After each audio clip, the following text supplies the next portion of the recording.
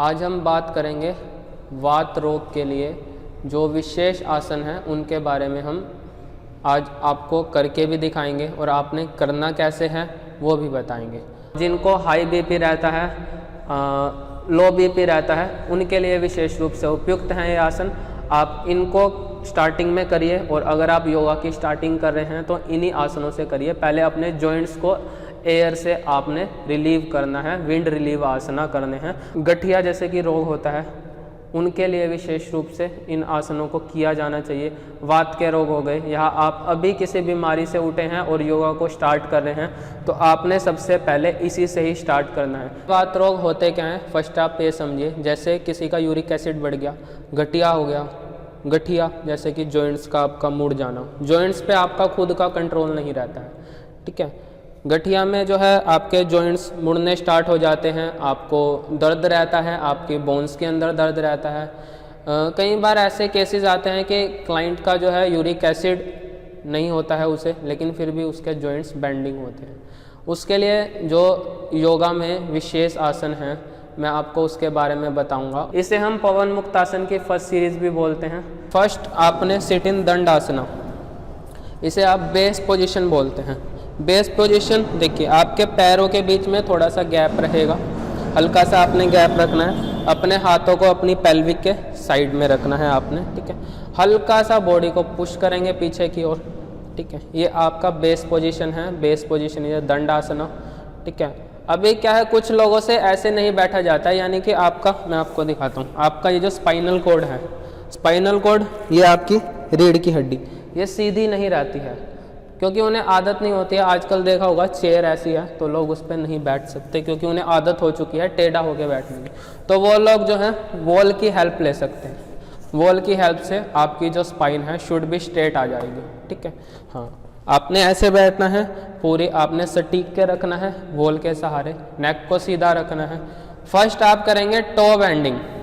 To bending ये होती है, कुछ लोग क्या करते हैं इसे टो बेंडिंग समझते हैं, वो एंकल बेंडिंग होती है ना कि टो बेंडिंग, ठीक है। अभी टो बेंडिंग आपने करनी है ऐसे,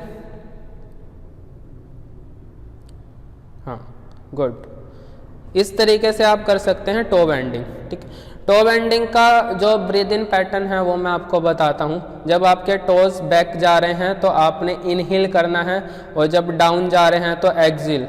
श्वासों का विशेष ध्यान रखेंगे आप, ठीक है। इनहेल करते हुए बैक, एक्सहेल करते हुए down. Inhale up, exhale down, inhale up, exhale down.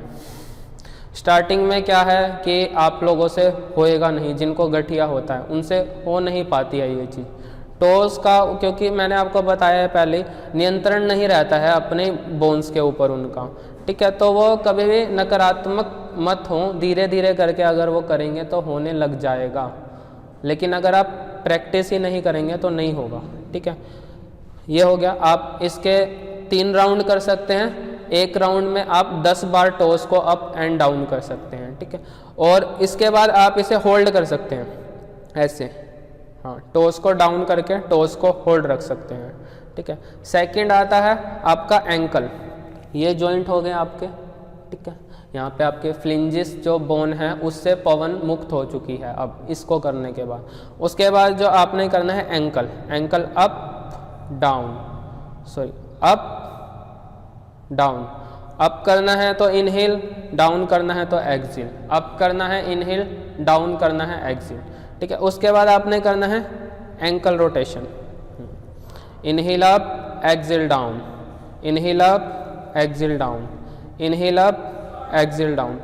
इस तरीके से आपने अपने जो पैरों के जॉइंट्स हैं, आपके यहाँ पे फ्लिंजेस होते हैं, मेटाटार्सन्स, मेटाकार्पन्स होते हैं, उनमें जो आपके एयर रुकी हुई है उसे आपने अपनी बॉडी में से रिलीव करना है, ठीक है। आपके ये आसन हो गए। उसके बाद नेक्स्ट आपने करना है, ठीक है, आपने अपने फिंगर्स को इंटरलॉक करना है और अब आपके जो अपर लेग है उसे नीचे लेके जाना है, उसके नीचे, और अपने थाइस को अपनी चेस्ट के साथ लगाना है। फर्स्ट आपने, कमर आपकी सीधी रहेगी, कमर नहीं मुड़ेगी, और आपने अपनी नी की मूवमेंट करनी है, नी को अप करना है, up and down, up and down, up and down, ठीक है। नेक्स्ट आपने इसमें करना है रोटेशन। रोटेशन, हाँ, पहले आपने अप एंड डाउन के 3 सेट करने हैं। हर एक सेट में आपने 10 रैप रखने हैं, ठीक है। एज योर कैपेसिटी, बार बार मैं इसी चीज़ को दोहराऊंगा, as your capacity. Inhale up, exhale down. और अब इससे नेक्स्ट जो है वो है रोटेशन, नी रोटेशन। इनहेल कर रहे हो तो आपका नी का जो रोटेशन है वो ऊपर जाएगा, और जब एक्सेल कर रहे हो तो नीचे आएगा। ब्रीथ इन का विशेष ध्यान रखना है। सेम प्रोसेस आप इसी लेग के साथ करेंगे, ठीक है। फर्स्ट आपने inhale up, exhale down, inhale up, exhale down, ठीक है। उसके बाद रोटेशन। रोटेशन मतलब आपने 0 बनाना है, ओके। उसके बाद आपने हाफ बटरफ्लाई पोज लगाना है।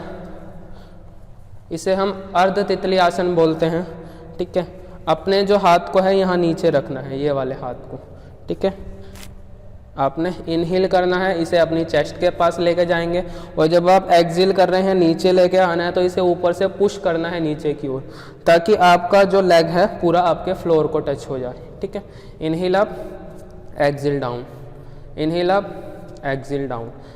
इसके भी आपने 3 सेट करने हैं और 10-10 रेपिटेशन रखने हैं आपने, ठीक है। नेक्स्ट सेम इसी लेग से आपने अर्ध तितली आसन लगाना है। Inhale up, exhale down, inhale up, exhale down, inhale up and exhale down, ठीक है। उसके बाद आपने मुष्टि का बंधन करना है।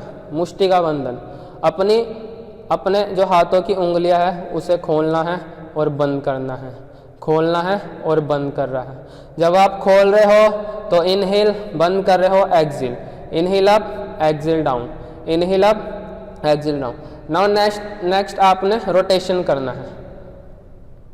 हाँ, जब आपके हाथ ऊपर की ओर जा रहे हैं तो आपने इनहेल करना है, और जब आपके हाथ नीचे की ओर आ रहे हैं तो एक्सेल करना है, इस तरीके से।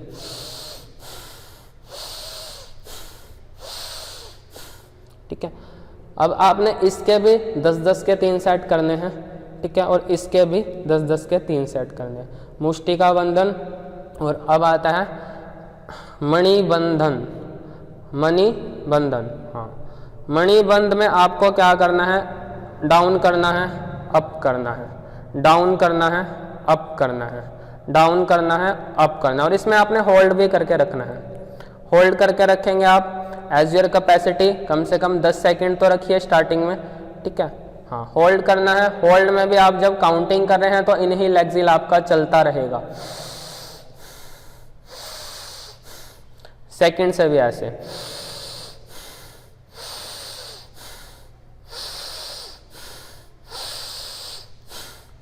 इसके बाद आपने, अभी कुछ लोगों का इश्यू होता है वो दंड आसन में ज़्यादा देर तक नहीं बैठ सकते हैं, तो वो इजी पोज में भी बैठ सकते हैं, क्योंकि महर्षि पतंजलि जी ने कहा था स्थिर सुखम आसनम। अपने हाथों को कप शेप में रखना है आपने शोल्डर के ऊपर, इसे डाउन करना है एल्बो को, elbow down, elbow up, inhale up, exhale down, inhale up, exhale down, inhale up, exhale down, ठीक है। ये मूवमेंट, इसके भी आपने 10-10 के 3 सेट करने हैं। नाउ नेक्स्ट इज कंच चक्रा। इससे पहले हमने किया था एल्बो बेंडिंग, अब हम करेंगे आपके शोल्डर की रोटेशन। शोल्डर की रोटेशन कैसे करनी है आपने, ये आपने कानों के पास बिल्कुल यहाँ शोल्डर के ऊपर आपने हाथों को रखना है ऐसे। शोल्डर रोटेशन में लोग गलतियाँ क्या करते हैं, पहले आप ये समझिए। कुछ लोग क्या करते हैं ऐसे, ये आपका शोल्डर रोटेशन हो गया। ये आपका शोल्डर रोटेशन नहीं है, आपने कप शेप में रखा, क्योंकि उसमें क्या होता है, शोल्डर की फुली मूवमेंट नहीं होती है। जब तक फुली मूवमेंट नहीं होगी तो एयर रिलीव कैसे होगी, फुली मूवमेंट करनी है आपने। यहाँ पे कप शेप में रखा, जब आपके हाथ नीचे जा रहे हैं तो यहाँ पे एल्बो दोनों टच होगी आपकी, और जब पीछे जा रहे हैं तो यहाँ आपके रिब्स को एल्बो टच होनी चाहिए, ये देखिए ऐसे। और जब आप वापस आ रहे हैं, आगे लेके आ रहे हैं, तो आपके जो हाथ है वो आपके कान को टच होने चाहिए। ये इसका सही मेथड है। और कुछ लोग क्या करते हैं, ये शोल्डर रोटेशन, ये शोल्डर रोटेशन हो गया उनका। ये शोल्डर रोटेशन नहीं है, आपको पूरा इस मेथड से करना है। Inhale up, exhale down. इसके बाद आता है आपका, इसको आप 3 सेट करेंगे। 3 सेट में आपने 10-10 इसके रैप रखने हैं। इसके बाद आपका आता है नेक को आपने इनहेल करना है, up, exhale down, inhale up, exhale down, inhale up, exhale down, inhale up, exhale down. इस तरीके से आप इसके भी 10-10 के 3 सेट कर सकते हैं। इसे हम बोलते हैं नेक का आपका अप एंड डाउन करना। इसे नेक संचालन भी बोलते हैं, ग्रीवा संचालन भी बोला जाता है। उसके बाद आता है नेक रोटेशन, ग्रीवा चक्रा,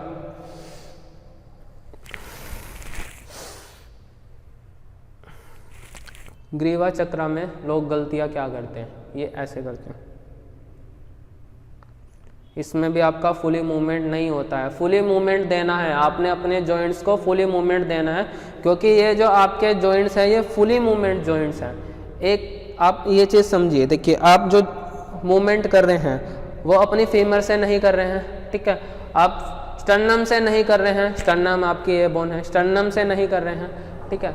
आपके जो मूवमेंट बोन है वो है आपके एंकल हो गए, आपकी रिस्ट हो गई, ठीक है, आपकी एल्बो हो गई, ये सब आपके फुली मूवमेंट जॉइंट हैं। तो आपने इनको फुली मूवमेंट देना है। फुली मूवमेंट देने का सही तरीका अभी मैं आपको नेक का बता रहा हूँ। नेक का देखिए कैसे होगा।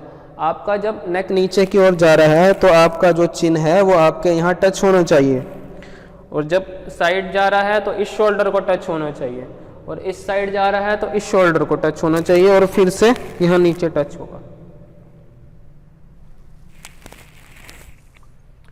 हाँ, इसमें ब्रेथ का जो पैटर्न है वो आपने इनहेल जब आप कर रहे हैं तो पीछे जाएगा, और जब आप एक्सेल कर रहे हैं तो नीचे की ओर आएगा। क्योंकि कई बार क्या होता है, क्लाइंट को बहुत से मेडिकल इश्यूज होते हैं, तो ब्रेथ इसलिए इम्पोर्टेंट है ताकि आपके माइंड को ऑक्सीजन मिलती रहे। अगर प्रॉपर आपको ऑक्सीजन मिलती रहेगी तो आप आसन भी सही ढंग से करते रहोगे, क्योंकि जो ग्लैंड सिस्टम है उसका काम है कमांड करना। जब तक वो आपको कमांड नहीं करेंगे तब तक आप कुछ नहीं कर पाओगे।